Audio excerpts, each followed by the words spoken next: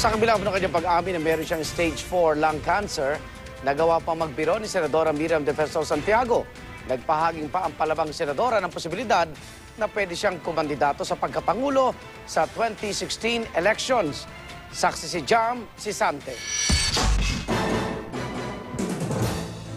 Ladies and gentlemen, allow me to introduce myself to you as the only senator who has been diagnosed with lung cancer as of last week.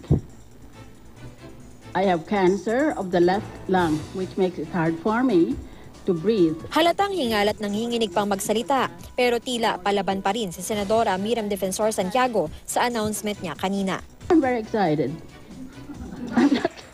I'm not kidding. I said, yes, I got cancer. Because now I'm entering another dimension of human life. That has always been my attitude. Stage 4 ang pinakamalalang antas ng cancer. Ibig sabihin, kumalat na ang cancer sa iba't ibang bahagi ng katawan. Pero sa kaso ng senadora, hindi pa raw ito kumakalat. My cells in my left lung have developed a genetic mutation that makes them impermeable to cancer and which gives them the energy to fight off cancer nearby. Ang sakit ni Santiago, ikatlo sa mga nangungunang uri ng cancer sa Pilipinas. Madalas dahil ito sa paninigarilyo at second-hand smoke. Pero hindi smoker ang senadora, pati mister niya. Ayon sa mga doktor, may iba pa itong pwedeng pagmulan gaya ng stress at polusyon. Matatanda ang may chronic fatigue syndrome din sa Santiago, kaya lagi raw siyang napapagod at madalas mag-absent sa Senado. At dahilan ng pagbibitiw bilang hukom sa International Criminal Court o ICC. Mapicure mo karamihan ng cancer pag nasa stage 1, yung operable pa. Pero pag nasa kamukha niya, stage 4, hindi na ma-opera yun. Ang karamihan dyan, chemotherapy, palliative chemotherapy. Pero si Miriam, hindi raw magpapakimo.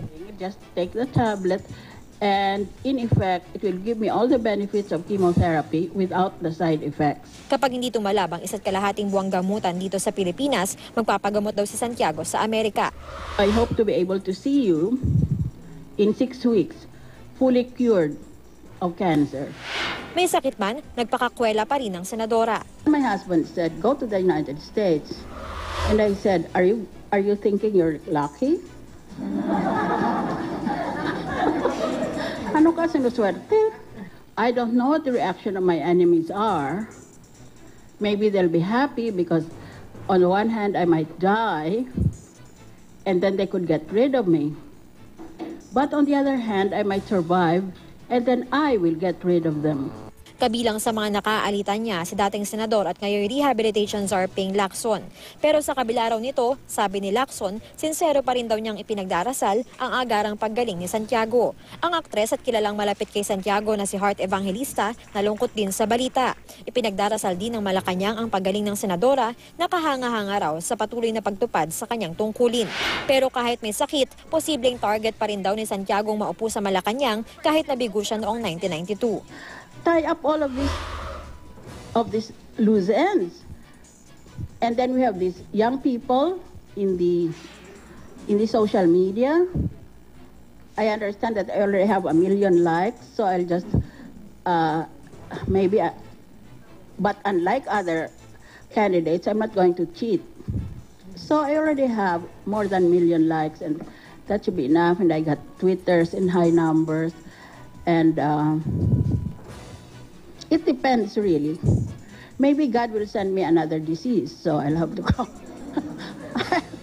I don't really know what I will do. Ako si Jam Sisante, ang inyong saksi.